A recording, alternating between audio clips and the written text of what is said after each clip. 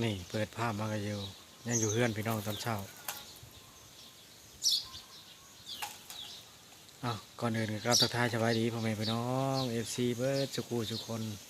ทางภายในและก็ต่างประเทศยินดีเข้าสู่ช่องมอเตอร์คอนชาแนลเด้อพี่น้องเด้อฝากกดไลค์กดแชร์กดติดตามให้เด้อมื้อนี้ก็สิไปงานช็อปพี่น้องส่งจากการอยู่บ้านน้อยต่อกับพลผางพี่น้องนี่ไปส่งสการบ้านอยู่บ้านน้อยพี่น้องมื้อนี้ก็ไปลุ้นไปชมกันพี่น้องวันนี้มางานช็อปอยู่พี่เด้อพี่น้อย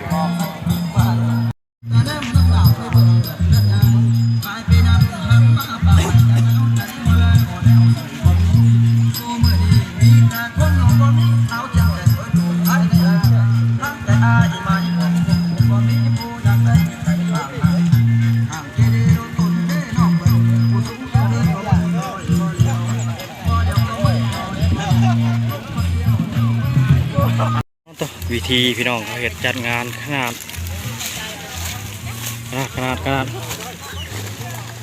ต่อปุ่นเด้อพี่น้องเด้อไปเบิ่งไปชมนำกันพี่น้องลุ่นนำกันพี่น้อง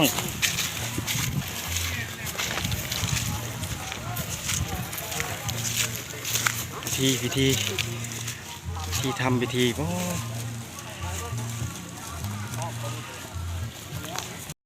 พี่เราหัวพี่เราหัวบ่ไม่ร้อยไปตีนไปลงโอ้ยแหละเจ้าหัวไปหมดโอ้มาพี่แล้วพี่น้องไปเบิ่งไปชมกันเด้อวันนี้เด้อมางานศพอยู่พี่แล้วบ้านนาคำโคกพี่น้อง